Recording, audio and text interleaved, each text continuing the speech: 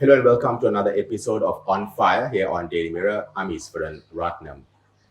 Sri Lanka now has a new prime minister and a new cabinet. Of course, the focus is addressing the economic crisis and other issues, immediate issues in the country. One of the key members of the new cabinet is Justice Minister Wijeyadasa Rajapakshe, and he joins us today on the program. Welcome to the program, Minister. So, Minister, what is your immediate focus area at this point? The immediate attention is drawn to the system which was introduced by the 19th Amendment, which got really disrupted and distorted as a result of the enactment of 20th Amendment. We wanted to remove all those provisions in the 20th Amendment and restore what was there under the 19th Amendment. We did not want to expand the scope of it because we wanted to stick to the rule where that we will bring the amendments which will not warrant the approval from a referendum.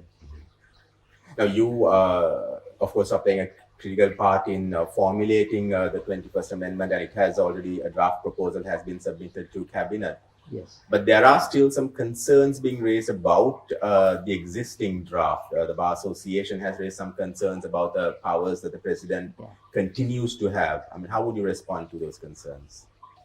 There are some matters that has to be looked into. It is under our consideration, but some of the parties propose that the powers of the presidents to be reduced to a greater extent, that where we cannot agree, since the foundation of this constitution is the executive presidency. If you go for a different system like that's the by having a prime minister and the cabinet responsibility, I think that we will have to have a new constitution. That matter also is under consideration that during the tenure of the last parliament, we explored the possibility of having a new constitution by appointing a constitutional uh, assembly, and those reports also there. In addition to that, the present president has had appointed a experts committee to formulate the uh, policies of the new constitution. That also has been done. Uh, it is open for the parliament to look into all those matters and to decide whether we should go for a new constitution and whether we should abolish the executive presidency. All those matters are open. So We'll this is have not a final. not a final thing. This is a measure that we have to address immediately to restore the normalcy of the country. In view of this political crisis, uh, there is a serious issue, that is the economic crisis.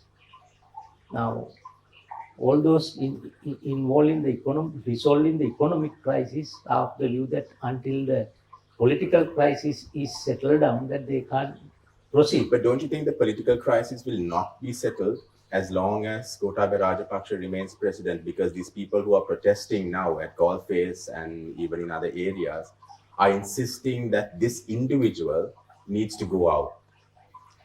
Now, that is the concern of the society. But we as legislators will have to look into the issue as to how that we can do the change within the four corners of the constitution, because we cannot go outside of the constitution within that framework as to how that we can do it.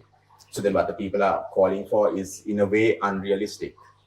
Certainly that is unrealistic for the reason now they are asking the president to resign. That is the only way that he can go home, unless that we bring an impeachment. That process, as you know, it is not practical for the time being. Now, if the president resigns, that still we'll have to elect another president from and out of the 225 members of the parliament by a secret ballot. Then what is the assurance that we will get a better president? Because the majority is with SLPP. And we also grouped in as an independent team, but we have only a limited number of MPs. The finally fact remained that all are members representing the SLPP. Then there is no chance of the opposition to get the presidency. That when we go for an election, again, obviously that somebody from the SLPP will be elected as the president. The problem is that what is the assurance that he will not act in the way the same manner as the incumbent president does so. Whether that he will have a better governance system, nothing. Therefore, that we will have to go with the change of the system. Do you feel that the incumbent president would maybe has had a change of heart and would sort of be more accommodative to public concerns now and give way to some of the changes that the people are calling for? In fact, that you may recall that before people got into the road, that's I am one of the members who started fighting with the president. Yeah, actually, I wanted to ask you, I mean, how can you work with someone who you were very critical of? Yes, I have been very critical of Mr. Anil Wickremesinghe, whereas that once he removed me from the cabinet, then I have been very critical of the present president also. But in politics, that we will have to think about the agenda of the country, not the agenda of a political leader or a political party. That is where we have gone wrong. That all the members, most of the large majority of the members think that they have been elected to look after their leader and their political party, which is not so. That my principle from the day one, that we have been elected to look into the interest of the people. All the other matters are secondary. That is why. But there is criticism now, I mean, so that you have taken this just to hold on to a ministerial portfolio.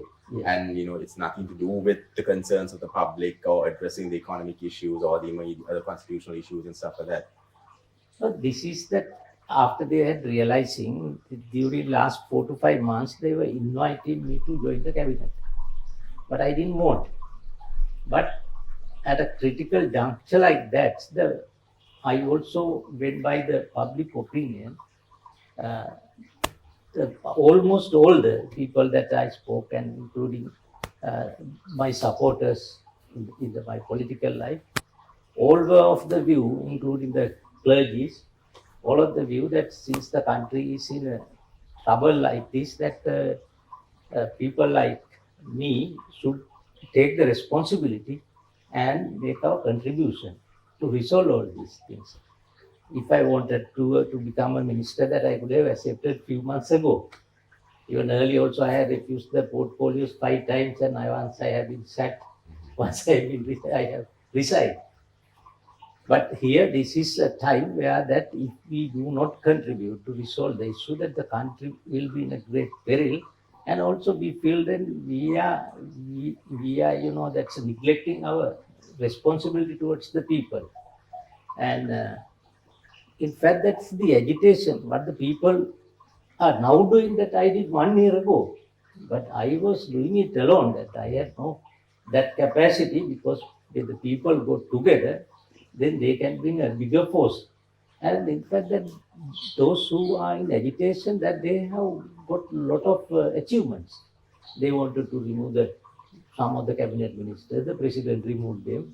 Then he removed all family members from the cabinet. Then he removed his own brother, the prime minister. It is an achievement of the people. And the people, of course, now are now asking for the incumbent prime minister to also step down. They are not happy with him. They feel that he has a quote unquote secret deal with the president. There are, of course, that there are two sides. Which one is more important? That is the issue. For a period of 1 month, that we were pleading with the main opposition, because that they have the legitimate right to take over the government in our the Commonwealth system, this Westminster system governance. If the government failed, that it must go to the opposition. Then we pleaded the opposition leader and the opposition group that please take over the government. We discussed with the president. president agreed for it, that he indicated, he in fact invited the opposition to take over the government. They refused. That was something unusual. Then thereafter, the president has to appoint somebody as the prime minister. He cannot appoint anybody outside the parliament.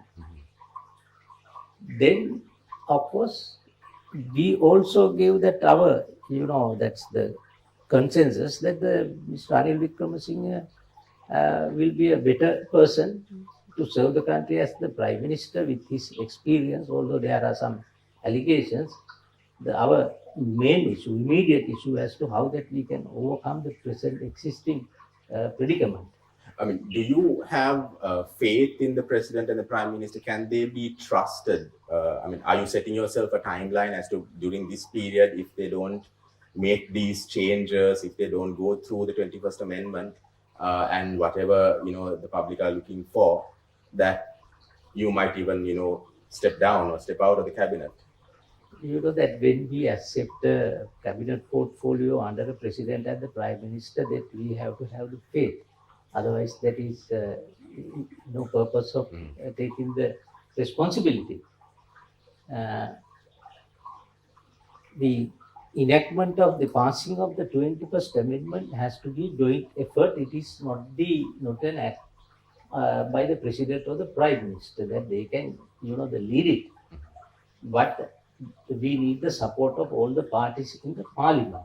It is up to the parliament. It is up to the legislature. They are in the executive. For that, I must say that we got the full support and the blessing of the president.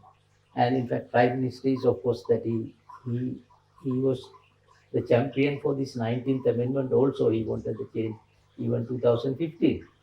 In that sense, that we have a faith, we will get their support.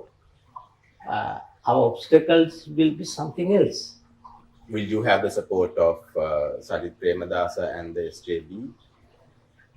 SJB, yeah, we have fixed a meeting on this Friday to discuss with all the party leaders in the parliament. And I have fixed several meetings to discuss the matter with party leaders who are not in the parliament also.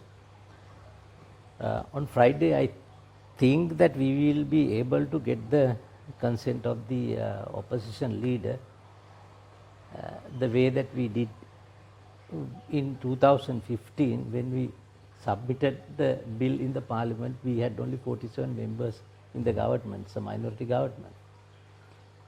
Even at the time of 5 p.m. on the second day of reading debate, still we had only 47. Then you may recall that I asked the attorney, this speaker, to postpone the vote for a period of another one hour, from 6 to 7. Then during that 2 hours period also, that we worked hard and we pleaded with all the leaders, and we proved that is for the benefit of the country. Finally, we got 215 votes, only one member opposed to it. Do you think that this cabinet, including the Prime Minister, have now gained the support of the international community, that financial assistance would eventually flow in, and these, the issues, the fuel issue, which is a critical issue right now, yes, these issues would be resolved sooner than later? That is what really that we are trying, that we are making a concerted effort to get all the support from the international community, and the countries also, especially from our neighboring countries, the India, China, US, everywhere. The fact is, we did not have any other option.